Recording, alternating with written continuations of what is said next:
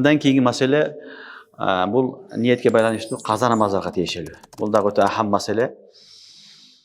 Эгерде бир адамдын намазы каза болгон болсо, ошол каза намазды тайын кылып окушу шарт. Мисалы бир адам жума күнү намаз окубай калды, асыр намазын окубай калды. Бир жумадан кийин эстеп кетти, асыр окубай калыпмын деп. Анда ал адам ниет кылганда жума күнгү асыр каза намазын деп ниет кылат. Же зухур намазын, ишап намазын, кайсы намаз болсо ошол ниет кылат.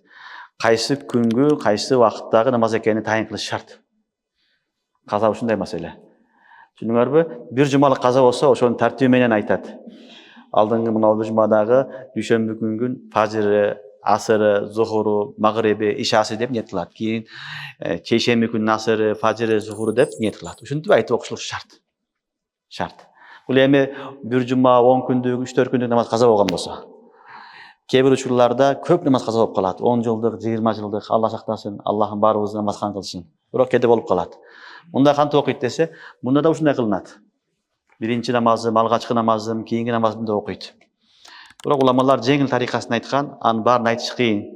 Палан жылкы, палан числодогу, палан күнгү намаз айтыш кыйын. Ошон үчүн менин каза болгон намаздарымдын акыркысы, эң акыркысы. Ошонун фажырын окуймун, зухурун окуймун деп келе берет. Күнүгө акыркысы кете берет, кемиген сайын ошол намаз акыркысы болуп келе берет. Келип барып 10 жылда барып ошол намаз толукталат. Бул намазды казасын окушулук дагы фарз. Фарз өткөндө айтканбыз, адамдар буга көп маани бербейт. Намазды баштаганын Кудайга шүгүр дейт дагы жүрө берет.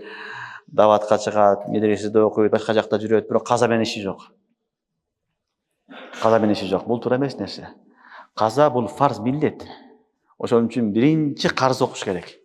Сен күнүгө намазы менен кошо, фарзы менен кошо казанды окуш керек. 10 жылдык, 20 жылдык казаны бүтүрүш керек.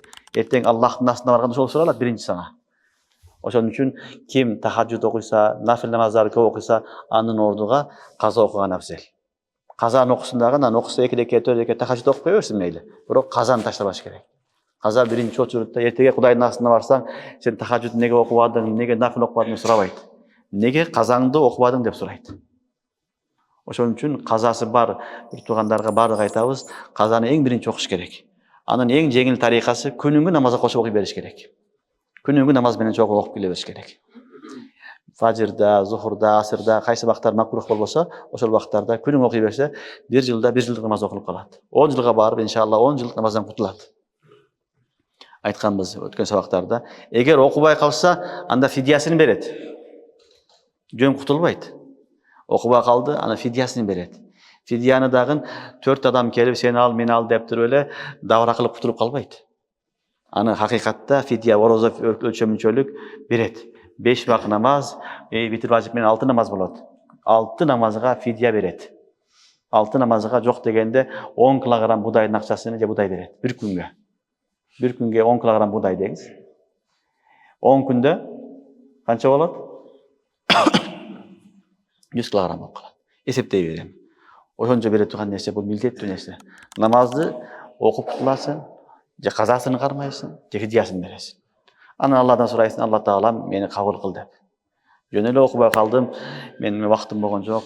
Эми окудум, окуганыма 5 жыл болду, 10 жыл болду, калган эми Кудай кечирет деп кутулбайбыз. Бул милдетибиз, сөзсүз түрдө окушубуз керек. Ошого сөзсүз түрдө аракет кылайлык. Кудайга шүгүр, ушундай адамдар бар. 45 жылдык намаз окуган 3 жылда бир адамды көрдүк биз. Бир аксакал киши 45 жылдык намазын 3 жылда окуптур. Субханалла. Алла Таала намаз окуганга тауфик берген. 2 жыл намаз окуп жүрүп, кийин каза окуш керек экенин билип туруп, 3 жылдын ичинде окуп коюптур. Түнү күн, кышында түн узун дейт. Ошо түнү менен туруп алып окуй берем дейт. Уйкум качат экен, караганда дейт, окугум келбейт, уйкум келбейт дейт. Бабыматка чейин окуй берем деп 45 жылдык намазды 3 жылда окуп коюптур. Алла кабыл кылсын. Ушундай адамдар бар. Ошон үчүн намаздын казасын окуш шарт. Орозонун дагы казасын тутуш шарт. Көпчүлүк кармабай жүрө берет. Бизде эң жакшысы орозону мына кыштагы күндөрдө. Ноябрь, декабрь, январь, февраль өтө күн кыска болот. Өтө күн кыска болот. Күн ыстык да болбойт, чаңкабайсың, күн да кыска, ичиңде да калбайт. Ошол убакыттарда кимдин казасы болсо каза кармасын.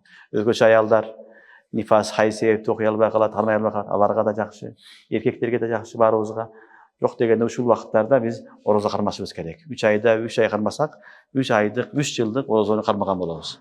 Ошон үчүн орозо жана намаз булар фарзы айн амалдар. Буларды окунбайынча, казасын бермейинче кутула албайбыз, фидиясын беребиз, башка жолу жок. Демек, эгерде кимдин каза намаздары көп болсо, казага ниет кылганда эмне экен? Аввалгы казам деп айтылат.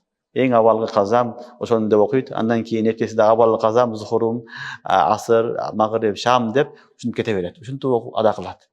Тайын кылыш шарт. Каза болгондо кайсы намаз экендигини көрсөтүү шарт.